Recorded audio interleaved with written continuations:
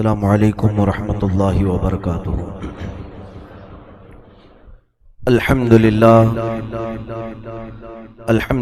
الحنان المنان الذي خلق الانسان وعلمه البيان، الصلاة والسلام على رسوله سید الانس والجان وعلى آلہ واصحابہ ذوی الخیر والاحسان، اما بعد فاعوذ باللہ من الشیطان الرجیم، بسم اللہ الرحمن الرحیم۔ یا ایہا الذین آمنوا استعینوا بالصبر والصلاة ان اللہ مع الصابرین، ولا تقولوا لمن يقتل في سبیل اللہ اموات بل احیاء ولکن لا تشعرون۔ صدق اللہ مولانا العظیم وبلغنا رسوله النبی الامین المتین المختار الکریم، ونحن على ذلك لمن الشاہدین والشاکرین والحمد للہ رب العالمین۔ بارگاہ رسالت معاب صلی اللہ تعالی علیہ وسلم میں درود پاک کا ہدیہ پیش کریں۔ اللہم صلی علی سیدنا و مولانا محمد معدن الجود والکرم، منبع العلم والحلم والحکم، وآلہ واصحابہ الکرام وابنہ الکریم، وبارک وسلم صلاة دائمتا سرمدا ابدا۔ یقیناً آج 10 محرم الحرام عاشورہ کا دن ہے، اور آپ کا یہ جمع غفیر مسجد میں اس طرح سے جمع ہونا محبت اہل بیت کی نشانی ظاہر کرتا ہے۔ آج ہر سنی گھرانہ حسین کو سننا پسند کرتا ہے، اور آج کے دن بہت ساری فضیلتیں ہیں عاشورہ کی، اور تاریخی اعتبار سے بہت سارے واقعات بھی ہوئے ہیں عاشورہ کو، لیکن ان واقعات کا تذکرہ زیادہ نہیں کیا جاتا، شہادت امام حسین کا تذکرہ زیادہ کیا جاتا ہے، اس لیے کہ دیگر واقعات بھی عبرت کے لیے ہو سکتے ہیں۔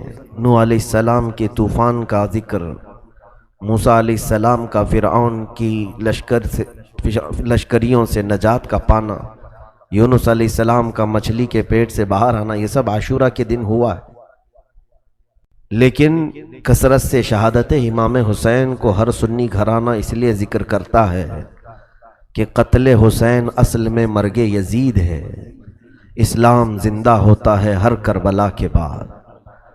ہم اسی نیت سے اور اسی آس و یاس تمنا کے ساتھ شہادت امام کا تذکرہ کرتے ہیں کہ ہمارے مرجھائے ہوئے دلوں میں پھر سے ایمان تازہ ہو جائے۔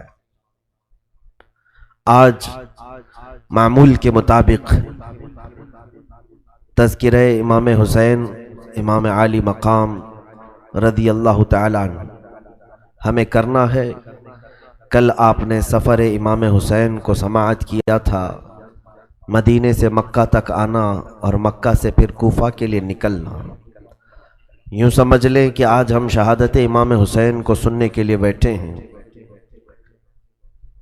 کہ آج عاشور کا دن کربلا کی تاریخ میں ایک ایسا دن تھا کہ اہل بیت کے لیے ایک بڑا سخت ترین امتحان تھا، بلکہ امام زمن نے اس کا نقشہ یوں کھینچ کر کے بیان کیا ہے کہ فاطمہ کے لاڈلے کا آخری دیدار ہے، حشر کا ہنگامہ برپا ہے میان اہل بیت۔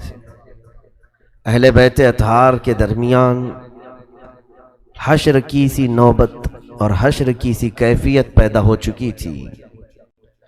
عزیزان گرامی وقار، سیدنا امام علی مقام کا تذکرہ کرنا اور سننا، ہم اس کو سعادت و عبادت تو سمجھتے ہی ہیں، لیکن یہ ایک بڑی ہمت کا کام ہے اور ایک بڑے جگر کا کام ہے کہ ہم اپنے نبی کونین صلی اللہ تعالیٰ علیہ وسلم کے نواسوں کا تذکرہ کرتے ہیں اور پھر اپنے دامن میں جھانک کر دیکھتے ہیں تو خود اپنے آپ پر زیادہ رونا آتا ہے، اس لیے کہ وہ شہادت کے بعد بہت بلند مقامات پر چلے گئے، اتنے بلند مقامات پر وہ فائز ہوئے کہ ان کے نام کے تذکرے کرنے والوں کو اللہ ان کی برکت سے ولایت دے دیا۔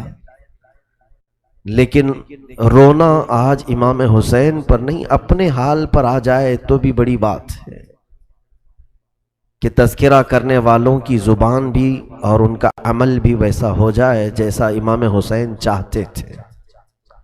سیدنا امام علی مقام مکہ میں تھے، پورا رمضان المبارک مکہ میں گزارا، شوال اور ذی القعدہ بھی مکہ میں گزارا۔ امام مسلم بن عقیل کو آپ نے کوفہ بھیجا تھا حالات معلوم کرنے کے لیے۔ کوفہ والوں نے ان کا بڑا شاندار استقبال کیا تھا تو انہوں نے لیٹر لکھ کر بھیج دیا تھا، اے امام یہاں کے حالات بہت اچھے ہیں، سب آپ کے حق میں ہیں، آپ کے صرف انتظار میں ہیں، آپ تشریف لائیں اور ہر کوئی آپ سے بیعت کرنا چاہتا ہے۔ یہ خط پہنچا امام علی مقام کے پاس، لیکن کوفہ میں کیا ہوا اس کے بعد؟ امام مسلم بن عقیل اور ان کے بچوں کو اور ان کے جتنے حمایتی تھے ان کو بڑی سزائیں دے کر کے ابن زیاد نے قتل کیا اور کوفہ میں ان کے سروں کو لٹکا دیا۔ یہ خبر امام حسین تک کسی نے نہیں پہنچایا۔ امام علی مقام مکہ سے اپنے خاندان والوں کو لے کر نکلتے ہیں، چلو کوفہ والوں نے ہمیں بلایا ہے، ہزاروں کی تعداد میں ان کے خط آئے ہیں، ہم ان کے خط کا جواب دینے کے لیے پہنچے اور ان لوگوں نے ایک امام حق کا مطالبہ کیا ہے، ہم ان کے اس مطالبے کو پورا کرتے ہیں۔ جبکہ مکہ میں موجود بہت سارے صحابہ اکرام اور دیگر تابعین نے آپ کا راستہ روکنے کی کوشش کی، بہت کوشش کی کہ آپ نہ جائیں، آپ مکہ میں امن و امان کے ساتھ ہیں، کوفہ والے دغا کر جائیں گے۔ امام علی مقام کی نظر میں صرف وہی بات تھی کہ کل بروز قیامت اگر انہوں نے اللہ کے حضور کہہ دیا کہ ہم نے تیرے نبی کے نواسے کو بلایا تھا وہ آئے نہیں اس لیے ہم نے یزید کی بیعت کر لی، تو رب تبارک و تعالیٰ کی بارگاہ میں کیا جواب دوں گا؟ اگر مولا مجھ سے یہ سوال کرے کہ اے حسین کیا تو نے اپنے نبی کی امت کو ایک فاسق و فاجر کے ہاتھ ایسی لاوارث چھوڑ دیا، انہیں بیعت کرنے کے لیے آزاد چھوڑ دیا؟ تو امام حسین کو اسی قیامت کا خوف ستاتا تھا، تو انہوں نے بلایا تو رخت سفر باندھ لیا۔ امام علی مقام جب اپنے گھر والوں کے ساتھ نکلے تو راستے میں کچھ لوگ ملاقات کرتے رہے، اس میں ایک مشہور شاعر فرزدق، اس نے مل کر کے ملاقات کر کے کہا بھی کہ آپ کہاں جا رہے ہیں؟ کہا کوفہ کی طرف۔ تو اس نے ایک تاریخی جملہ کہا، اے امام حسین ابن علی، کوفہ والوں کے دل آپ کی طرف ہیں لیکن ان کے نیزے اور تلواریں یزید کی طرف سے چلتی ہیں، آپ ان کی بات پر یقین نہ کریں۔ امام علی مقام نے کہا، اے فرزدق، اللہ نے جو مقدر رکھا ہے وہ ہو کر رہے گا۔ بہرحال آپ کا سفر آگے بڑھتا گیا، کارواں یہ منزلیں طے کرتا گیا۔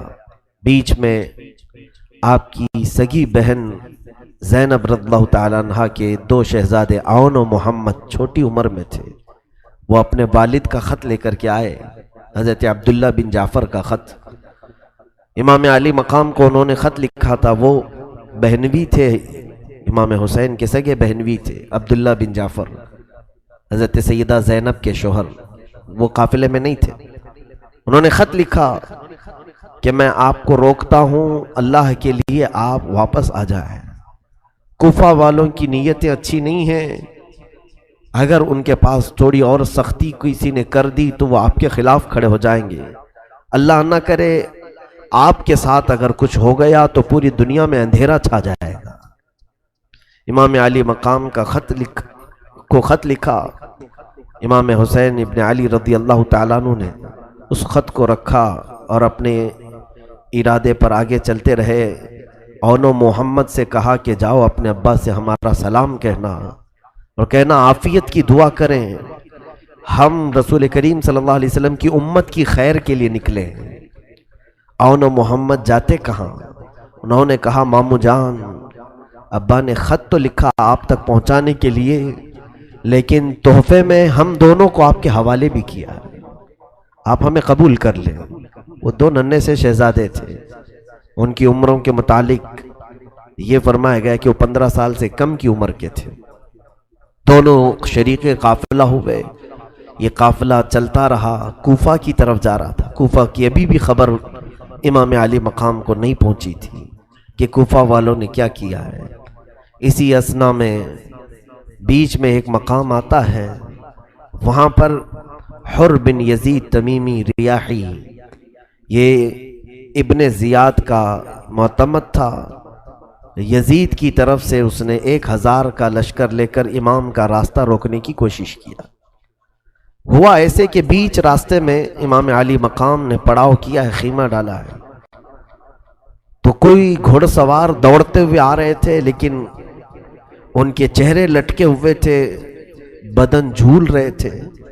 امام حسین نے دیکھا کہ اتنا بڑا لشکر آ رہا ہے، تو لشکر کو دیکھا امام حسین نے اپنے لوگوں سے کہا کہ اس لشکر کو روکو، کیا بات ہے پوچھ لو۔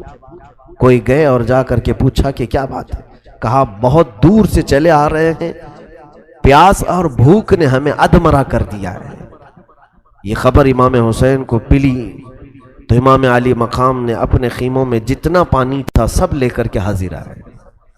حر بن یزید کو آ کر پانی پلایا، اس نے آنکھیں کھولی اور اس کے بعد ان لشکریوں کو پانی پلایا۔ امام حسین نے پوچھا کہ کیا مقصد، کس لیے آئے ہو؟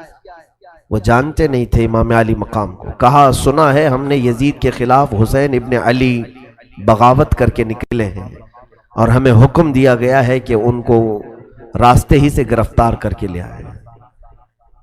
تو اس میں حر بن یزید نے پوچھا کہ کون ہے تم میں حسین؟ بڑا بھاری مشکیزہ اٹھا کر کے وہ لشکریوں کو پانی پلا رہے تھے۔ کسی نے کہا یہی حسین ابن علی ہیں جس نے تجھے پانی پلایا۔ وہ پانی پلا رہے تھے کس لشکر کو؟ اس یزید کے لشکر کو جو گرفتار کرنے کے لیے آیا ہے۔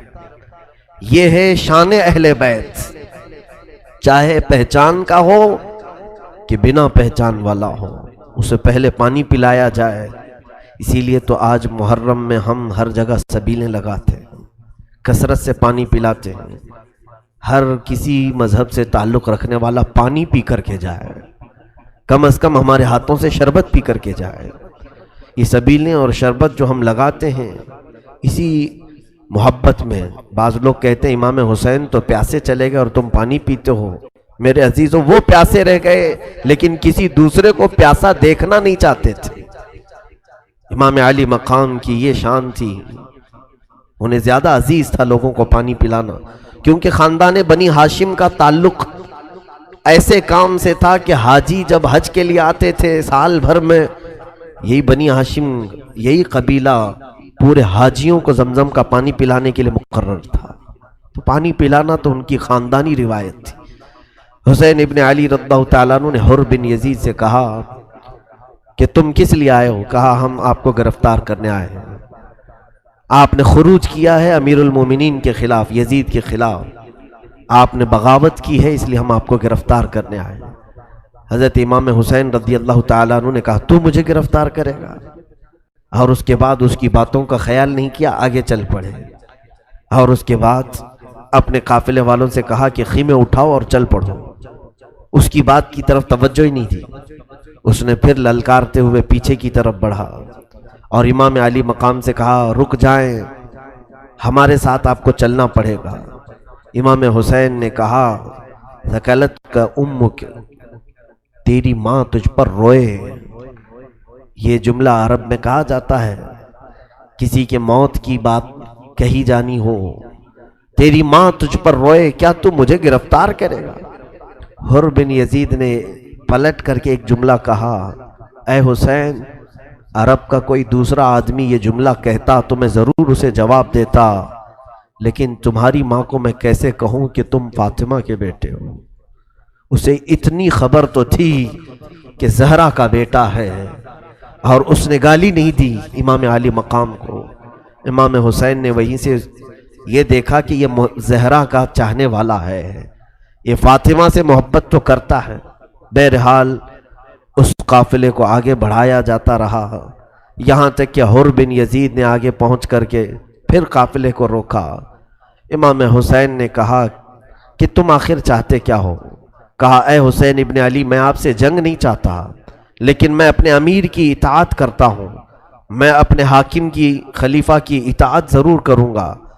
تو بعد میں بات ایسے اتفاق پائی کہ اس نے کہا، حر بن یزید نے، ایک کام کریں آپ، کوئی ایسا راستہ لے لیں جو مدینے بھی نہیں جاتا ہو، کوفہ بھی نہیں جاتا ہو، کوئی دوسرا راستہ آپ اختیار کر لیں تاکہ میں اپنے امیر کی خلاف ورزی کرنے سے بچ جاؤں، نافرمانی کرنے سے بچ جاؤں۔ امام حسین نے اس کے مشورے کو قبول کیا اور بیچ کا ایک راستہ لے لیا جو نہ کوفہ کی طرف جاتا تھا نہ مدینے کی طرف۔ یہ راستہ چل پڑا۔ کافی دور آنے کے بعد حر بن یزید نے کہا، اب یہاں پر روک لیجئے، دریائے فرات قریب ہے، پانی وغیرہ آپ کو بھی ملے گا، ہمیں بھی مل جائے گا، روک دیں آپ یہاں پر۔ تو امام حسین نے پوچھا کہ یہ کون سی جگہ ہے، یہ کون سا علاقہ ہے؟ تو حر بن یزید نے کہا، ہادہ مقامک